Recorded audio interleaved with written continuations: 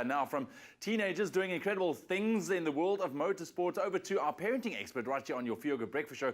Nikki joins us, and we are talking about the toxic effects that tech could have on your children if you don't manage it properly. In an increasingly digital world, screens are finding their way into ever younger hands, with babies of just a few months old being handed smartphones to play with by their parents, or even just to pacify them. And toddlers can often be found glued to a screen. Well, this morning we chat to the creative parenting expert, Nikki, who is also the co-author of the best-selling book, Tech Savvy Parenting, about the traps parents of little ones need to avoid. And I think we have all fallen into at some time in our lives. I have to ask a very broad question. Nick, welcome back. Thank you. Is technology the problem? You know, technology in essence is neutral. It's what we do with it and what we allow our children to do with it and how much we allow our children to do with it, then that can lead to issues emotionally, developmentally. And the problem is that it's just so darned easy, you know. You're in the car with your kids and they're frustrated and they want to get out of their car seats, and what do? You pass your cell phone back and immediately they shut up and they just get going with something and they stop whinging. So it's easy to then fall into that trap of every time they go, to pass them a screen or a device, or plonk them in front of television, of course. And so it's almost become a bit of a default setting for parents to just hand over a screen.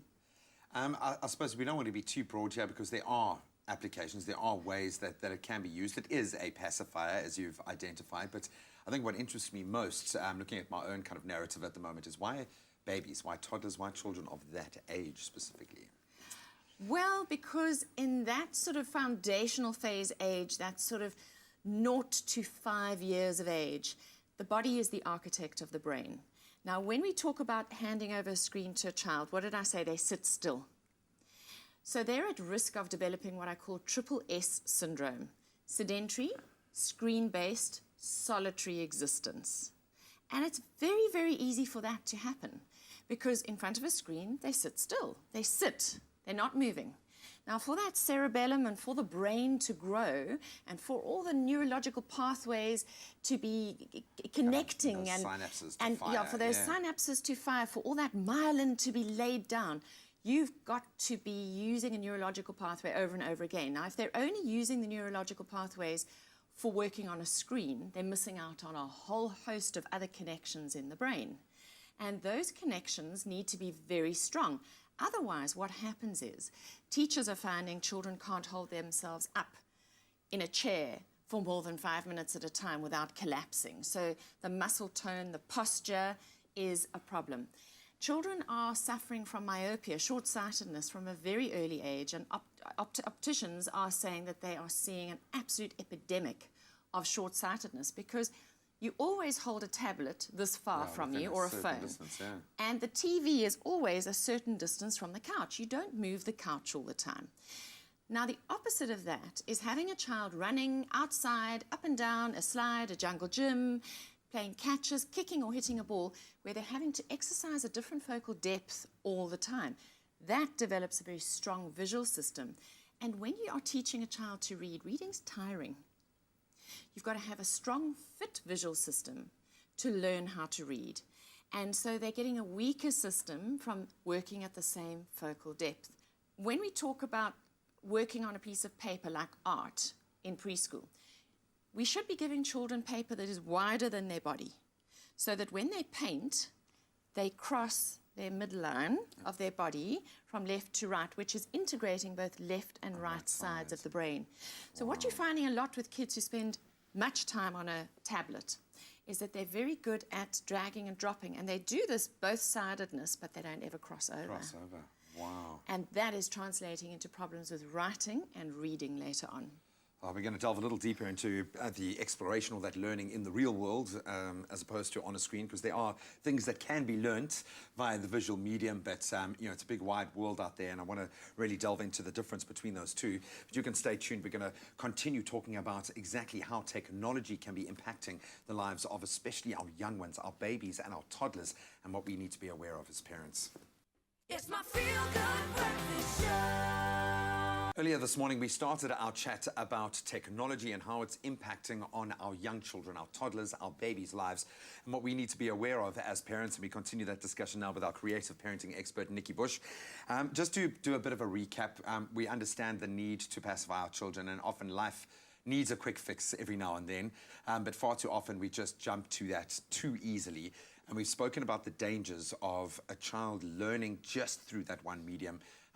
Let's delve a bit deeper into the impacts of a child kind of learning and exploring the world and life purely through a screen as opposed to in the actual real world experience, the tactile experience of life. So you're sitting there with a tablet, and if you just you push your hand along the screen, it's very smooth, it's very flat, it's giving you very little input, sensory input.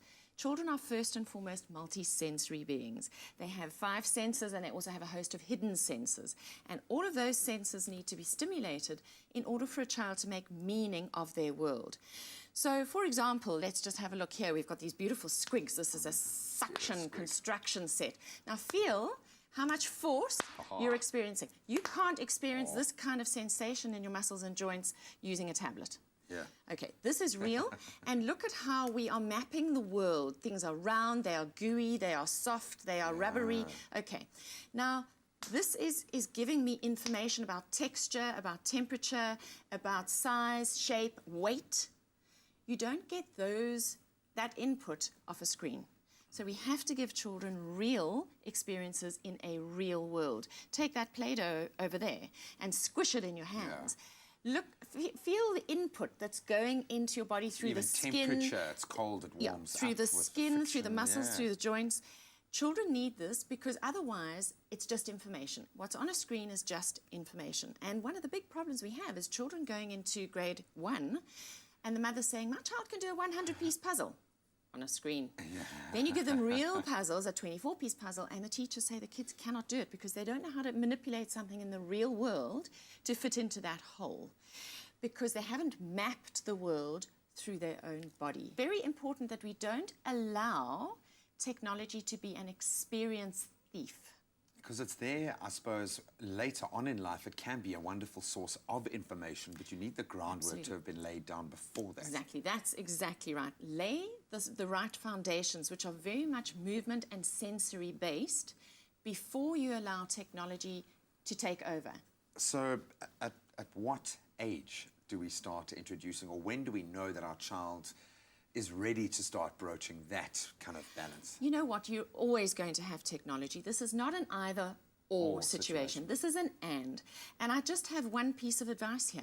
What is your child's time on a device displacing in the real world? That's really the question you need to ask. Is my child running and jumping and kicking balls and climbing trees? And are we having physical tussles on the floor with our children? Are they playing shape-matching games? Are they experiencing all their emotions? Or are we shutting them down by handing over a device every time they go, ah?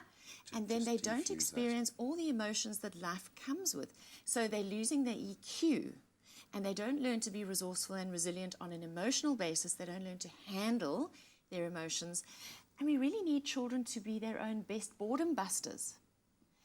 A screen will always prompt a child. Diffuses that. Distract a child and keep a child going because it changes all the time. Whereas give a child something real, they've actually got to put in effort and energy. And you see, children are taking the path of least resistance. Like all of us would. Like all of us would, if we allow them. So just remember that we need to dig deep in those early years. Dig deep. They should be doing more physical stuff than they should be on a screen. Just very quickly, I know you've been doing an awesome run of talks on the subject matter. Just one more that people can get in on. How do we do that? Yes. So I have a new talk called Toxic, Tech and Tot. There's one last one on the 23rd of September at the Moses Mabhida Stadium in Durban. So if everybody hops onto my website, nikkibush.com, they can pick up a blog with all the booking details. Oh, wonderful stuff. Thank you so much. There's also a wealth of other really interesting information there on that website as well. We'd love to hear from you. How do you feel about technology in the life of your little one? In fact, how does it impact your life as well? You can hit us up on our social media platforms.